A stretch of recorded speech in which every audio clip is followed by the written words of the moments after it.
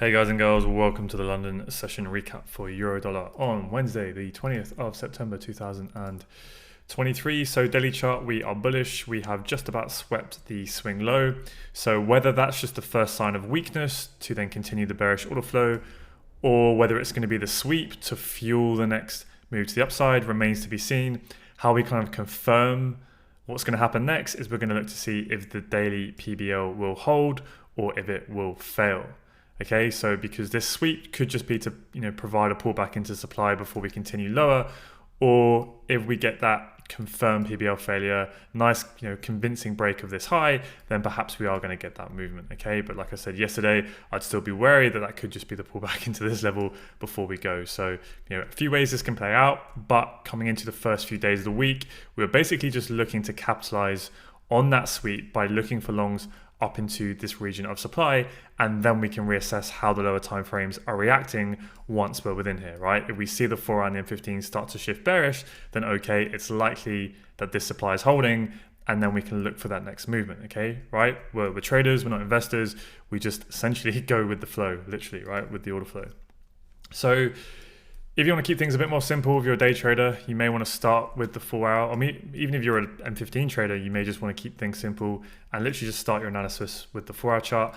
And that's absolutely cool. I think everyone will have the same 4 hour structure here, which is clearly bearish. So this is our strong swing high and this is our weak swing low.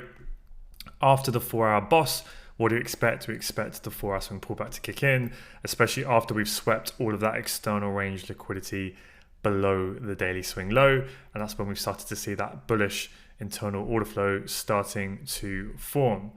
Okay, so getting to the desk today before pre-Frankfurt open, where are we? Well, we've pulled back above the EQ, right? So we pulled back up to premium prices.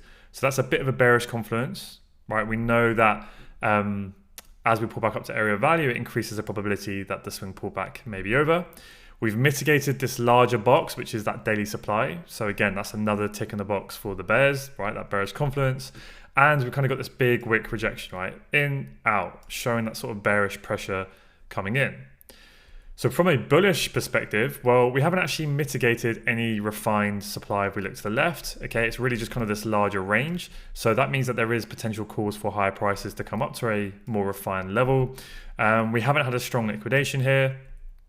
And also, if we just look at the immediate price action, you can see that is still showing that bullish order flow, right? Demand hasn't really failed just yet. So I have my pre-session analysis drawn like this on the 4 hour chart, right? We have this very minor, 4 hour level of demand. It's not really that significant at all. It's just caused a wick break of this high, but it's there. So really for me to kind of be convinced that that swing lower high is forming, I want to see a convincing break of that low, pull back and see supply be respected, and then we can look for that movement. But we know that there's decent probability. We've got cause for higher prices, especially as this is that big straight push from news. And you guys know I'm very wary of those moves. Very often they fail when price returns to them. So for me, very happy to look for longs, cautiously look for longs for price to go higher. And yeah, the only other thing that we'll add in, which becomes a bit more clear as the session went on, is if you refine that 4 hour demand from the 2 candles to the 1 candles, and technically it was unmitigated, right? And sometimes this can happen where when you get these are kind of more little minor details, so don't worry so much about this, but when you get kind of further up in a pullback like this, very often that's when sort of the internal structure can get a little bit more tricky, and you'll get sweeps to highs and sweeps to lows. And that will become a bit clearer when I actually talk about this on the M15. So I'll tell you what I mean is, like, if I zoom out, obviously we're in quite a big swing range if you've mapped it the same way as me, but you see how at the start of that movement, you get quite nice, sort of clear, impulsive internal ranges that are very well respected, right, like this. But as we'll get higher and higher, like up within the swing range, nearer levels of supply, more into the premium, you're not necessarily just going to get nice respected order flow like this. It can start to get a bit more tricky, a bit more range bound, where the lows can get swept, the highs can get swept, and it can get a bit more indecisive. So just kind of be aware of that. It's just a little bit of sort of, the behavior or nature of price action, if you want to call it. It's a very, very minor point, but it's just to say that, we can look for longs within these regions to keep playing the move, but don't be too surprised if it starts to get a bit more range bound, a bit more choppy, and a bit more tricky to trade in terms of supply and demand and highs and lows being respected, okay? But to keep things nice and simple, we're in the 4 hour swing pullback phase. We're looking for price to potentially push up a bit higher, up at least up towards this 4-hour supply and potentially even higher. And the M15 is giving us clear bullish internal structure to follow, right? You can do your analysis like that within 20 seconds. You don't have to overcomplicate it too much more than that. So if we want to look to play that next bullish internal leg to the upside, where are we currently? We're right at that strong internal low. So this is a low that we would expect to hold if that swing pullback is going to continue, right? Okay, cool. So if we want to look for longs, well, where can we look for longs from? Well, within this range, there's, as I said in the pre-session analysis, there's nothing really that I want to take longs from. There's no, significant unmitigated demand levels here, right? There's nothing here. We've already come into this level, right? We've reacted, we've pulled back up into the supply chain, and we're starting to come down. So, this is a weak low. It's failed. If you look at this kind of internal price action, it's failed to take out this high. We're starting to move down. So really, do I want to buy from this weak low that's tried and failed to take out that high? Not really. So I don't want to get involved from here. What I would want to see at this stage is price break out of this high, actually cause, well, at this point, sorry, that wouldn't be there. This would be more of that small internal high, right? That was the last break. I'd want to see price break that out, break the high, the strong high, right? That's a strong high that broke that low. So I want to see price break that high here, cause that supply chain to fail. I'm just going to tie this up a little bit so you can follow it a bit more easily. But essentially, this is that kind of internal structure. I want to see that fail. Then we get the bullish II boss, and then we'd have a demand in here that at least caused a break of structure. Now you have a POI that I want to trade from. So that's one example of what I mean when I say I'm waiting for more development, right? There's no demand I want to trade from within here, okay? Other scenario, which I also outlined in the pre-session analysis, is that this low could get swept, right? We know we have unmitigated M15 demand below. Technically, we have that 4-hour unmitigated demand as well, and we could sweep this and we could go, right? But even if we come down and sweep, yes, we can look for longs, but it depends on how price action looks. And that's what I was trying to say in the pre-session analysis, that if we do get a break of this low, order flow, well, is definitely still bearish at that point. But also, if we get a candle body break below that, then what is that? That's a bearish IBOS, which then means the internal structure will have then shifted bearish. This would then become a strong internal low, right? Because it broke structure. So we could look for longs, but we have to be aware that that could just be a quick reaction into supply to then continue that next leg to the downside, right? So it all depends on what happens next. So that's, I can't write every single potential scenario that could happen in the pre-session analysis, or we'd be there all day, right? But it's just being aware of, overall, I prefer longs. I want to play the pullback up to supply. There's no immediate area right now for me to buy from. So either I'm going to wait for that to get cleared out and then trade from fresh demand, or we can potentially play a sweep play, depending on what happens. But ideally, price either pushes really, really far down, and then we get an entry like this. So then the nearest level of supply is far away, and we can get in long and target there, or remove our risk by the time price gets there in case we go lower. Right, so I'd want to see quite an impulsive move down, so we have that risk reward to play up. Or more ideally is that price comes in and then we get a strong reaction, we get a convincing shift in order flow, right? And then it's a lot more easier, which, spoiler alert, is what ends up happening. Okay, so just chilling at this point, I literally would have my alert set on the high here, my alert set on the internal low, and I just do not get involved in no man's land. Now at Frankfurt Open, there was CPI news, that's inflation data for the pound, Great British Pound. It's reasonably obviously closely correlated to the euro itself. So when that happens, you can get a bit of quick volatility on euro too. So we ended up getting a sweep of that low and a nice big bullish reaction. So obviously the low has been breached, demand has failed, but we don't have a candle closure. And also you can see that sweep, right? It looks like already, before I even play price forward, that big guys have used the sell side liquidity below this low and all of the Asia liquidity here, right, to get in long, right, to potentially get in long. But at this point, do I want to jump in longs? Well, you do have the sweep. You do have the M15 PBL fail, right? This would be the supply that caused the liquidation of all of those lows. You have a V-shaped reaction. You have a bullish M15 change of character. And now technically you have a fresh level of M15 demand that caused the PBL fell and the bullish change of character, right? So you're well, you could definitely look for longs within here, right? It's valid M15 demand to play that movement.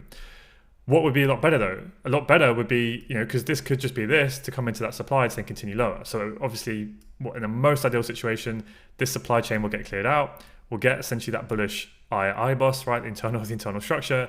And this is going to look like a much more convincing strong low at that point. Fortunately, price action did that. We pushed up, we got a candle closure above that high, push up even further if you have any more doubts. So now it's game on. This is where I updated the the photon analysis channel in Discord to now say, basically to explain this, right? We have a confirmed liquidation of the internal low and all of these Asia lows. That's exactly how we want to see a sweep look as well, right? Like boom, boom, overwhelming imbalance between supply and demand, PBL fell, bullish IBOS, supply chain fell. So now if we look left, technically there's nothing in the way of price until we get to this level here. And even then, ultimately, we'd expect this high to fail anyway, right? Because it's a weak internal high, it's failed to take out the low. So really now we can get in long, it makes logical sense to try and target past that level. So that's where I updated it, looking for an entry from within here. If you're an M15 trader, what do we have? We have essentially a liquidity entry model for a sweep of the POI. You can view it as equals into a mitigation of a 1 hour level as well, because you guys trade 1 hour POIs. So there's probably a few ways you could classify this trade, but ultimately they all come down to the same thing. Liquidity's been taken. The PBL has failed to confirm our direction. We know we want to get long. Here's your POI, right? It doesn't matter really what way you define it. There's your entry. Obviously, you can refine it to 25% to improve your risk reward. And then if you follow Tomas's management, he'll just target 2R, right? A bit more for commissions. So you can do that or target further. Management is entirely up to you, as you guys know. And eventually you get tagged in. But I'm going to jump down to lower timeframes now to talk through those entries. So there's obviously no M15 lid, straight push. So we want to see a strong liquidation on the lower timeframes here. Okay, so I'm just going to what I'll do is just make sure this is only visible in the M15, just to keep it for later when we come back. Okay, so actually I'll jump down to the M5 first, because you basically could have taken an M5 entry in the exact same way that we just marked the M15 entry there, okay, but it's on the M5. So essentially it's like an M5 way of playing the sweep of the M15 POI, liquidity entry model 4, right, liquidation of the M15 lows. There's your PBL fail, chock, V-shaped reaction. You've waited even for all that M15 confluence that we just spoke about. So now you can leave your entry on here, okay? And that's essentially your liquidity entry model 4. Or if you want to be a bit more conservative and you're not that convinced, I think there's plenty of confidence here, but let's just say you're not that convinced or you want better risk reward potentially, then you can wait for a new entry model, right, within the POI, but obviously you're not guaranteed that it's going to give you that. Especially when you're entering at an amazing area value, you may just want to try and get involved and leave your entry on.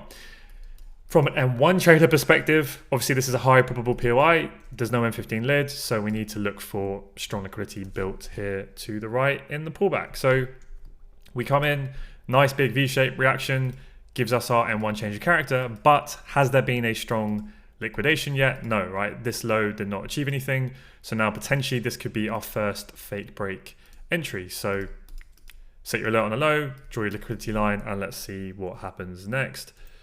So we take out that low, which now means potentially we may have a fake break. So let's identify the point before the liquidation, right? This is the supply that liquidated the low. So we want to see this fail, and obviously that will be where the M1 chock is as well. But the PBL holds and it causes a candle body closure break of the low. So that means the PBL has done, it's held and it's done its job. So what does that mean? Well, it means we now need to look for new strong liquidity built and taken. So literally, if it even helps you, just delete everything, right? That trade idea is now, or that entry model that potentially could have set up is no longer valid. So we want to see new strong liquidity. So at this point, do we have any new strong liquidity? Well, this low, has it achieved anything? No, it didn't break structure, right? Price came down, it came up, and it came down. So that is not a strong low here. Therefore, that would not be a fake break liquidation. However, if you want to be a bit more aggressive, what do we potentially have is you could view that as a double bottom, as equal lows, okay? Equal lows, I know it's where the bit of subjectivity comes in. For me, that would meet like the minimum, most aggressive criteria of defining equal lows there. So what do? Well, the way I always approach this is I'm not trading M1 price action. I'm trading M15 price action, right? I'm going to keep drilling this in. For me, if I'm day trading or whatever your medium time frame is, you're trading medium time frame ideas and medium time frame POIs. You're not trading the M1, you're essentially trading the M15 with M1 timing. So if we go back to the M15, where are we? We know what my directional bias is overall.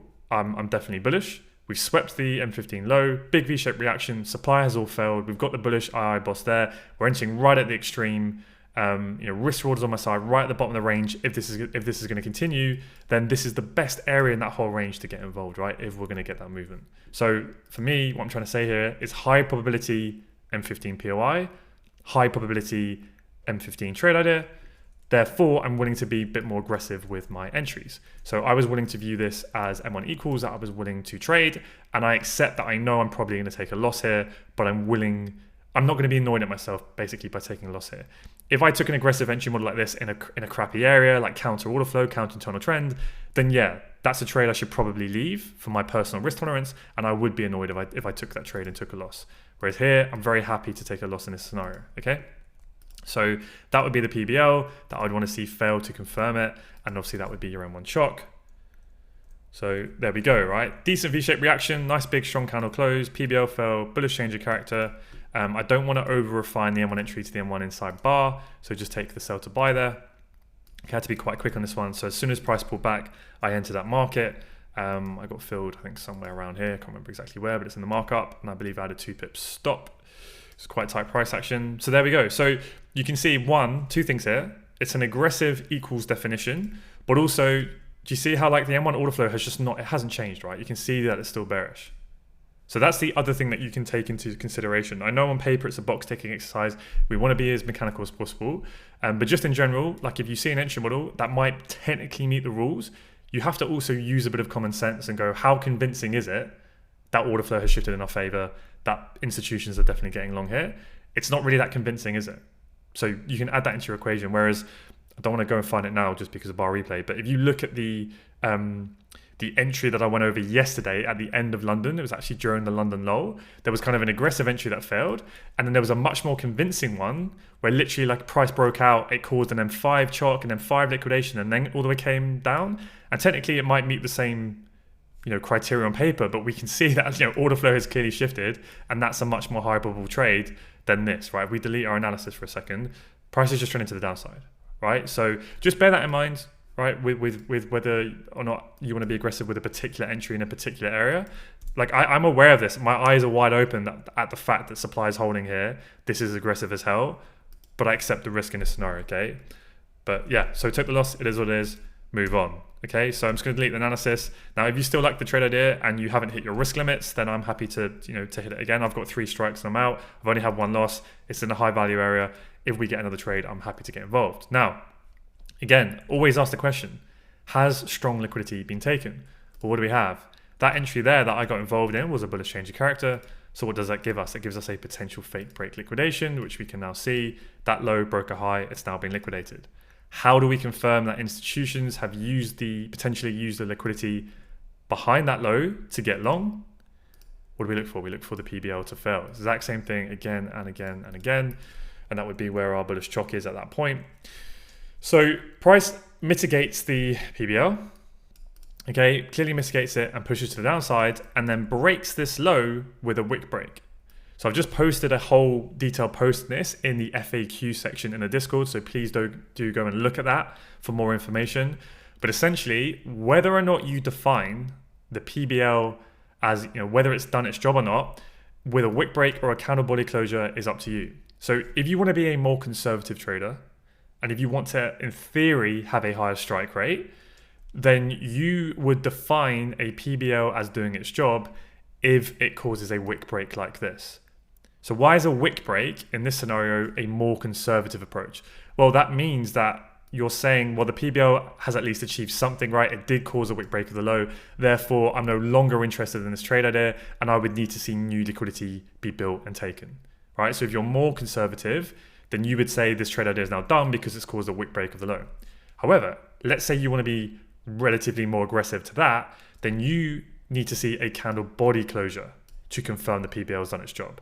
So, i.e., if price now goes up and fails, you're still happy to get involved. So you see how that's a bit more aggressive. Okay, I'll link below the notes in the video, the link to the FAQ section of the post in the Discord I made about this. But essentially, just remember this, if you want to be a bit more conservative, then PBL has done its job with a wick break. You would no longer be happy with this. You want to see another new strong liquidity entry model formed. If you are a bit more aggressive, then you don't care about wick breaks. You only say the PBL has done its job if you see a candle body closure. So for me, at this point, I'm waiting for a candle body closure. I'm still happy to view this as a potential entry, but I need to see the PBL fail, okay? So at this point, the PBL has failed. We actually got a change of character down here because this high broke the low, right, with a wick break. So that's our fractal shock there. And now the PBL has failed. So where is the flip? Where do we enter on? Well, the initial reaction to the PBL was here, right? And we get a candle closure here. So we have a confirmed failed reaction, but really if you kind of take this range here, you can see how it's just being mitigated. Price comes in and mitigates it. Yes, you could refine the zone all the way down to here and say it's unmitigated, but I'm telling you, in my experience, when you see price action like this, I always take the clearer flip. Like for me, this is the clear flip range here that directly led to the PBL fail. That price is coming out, price is really nearby to it. Like I would say 9 times out of 10, price is gonna hit this and go if we're gonna go up higher. It's very rare when you've got tight price action like this, when prices essentially already pulled back in, mitigated this range, and then this is where the demand came in to actually cause the move. It's very, very rare that price is going to come into this level, stop you out, and then go. Now, if you're not sure, then just cover the stop loss, your stop loss with a low. It's only another pip or two. Like, don't worry about it. But when you see price action like this specifically, it's all quite tight. This initial reaction has been mitigated. I'm very confident to take this level here, okay? Now again, don't over-refine like the little candle down here. You see, it's all mitigated. That's why I just take the sell to buy range. I just want to get involved. It's a high probable area. Like I want to increase the probability of me, actually being tagged into the trade. So I was happy to get involved here. Obviously you can improve your risk reward taking the 25%. But again, for the sake of a pip or two, I just wanted to get involved. So yeah, seen everything I need to see at this point. Obviously, it's also a good sign that we had 3 liquidations in a row at that point, right? We had this low that got liquidated. I know the PBL held, but it's still a good sign that liquidations are occurring. We had the aggressive equals there, where I got stopped out. So that's 2 liquidations, and then we're playing the 3rd liquidation here, right? So obviously seeing multiple liquidations occur, it's just another nice confluence to have. And then eventually got tagged in and price played out. So in terms of targets, if we go back to the M15, I'm not concerned about this high at all because this high has not broken any structure in M15. It's a weak high. I'm entering right at the bottom of the range. I literally couldn't be more well priced for my entry. And there is plenty of logic to suggest that this weak internal high is going to go, and you can even target up to 4 hour supply and potentially even beyond, right? We might get the continuation of that daily movement. But me personally, as you guys know, I don't take those sort of swing trades. I'm kind of max 10R. I rarely do that. Really, I'm anywhere from 2 to 5R because I'm entering at the bottom of the range, and I could get 5R with my M1 entry to just pass this high. I think I targeted around about here. I was happy to just target that. But you're well within your rights to target higher. It's just the bearish confluence. We're within daily supply. Technically, the M15 on the 4 hour swing are bearish. FOMC's come up later, we might be range bound, whatever. My personal trading personality is I like to be in and out, so 5R is good enough for me. But don't be limited by my approach. Like if you guys want to target further, this is a very good scenario in which it makes sense to target high, right? There's no supply here. The expectation would definitely be for price to at least reach here, if not beyond, but I'm happy to just get in and out personally, okay?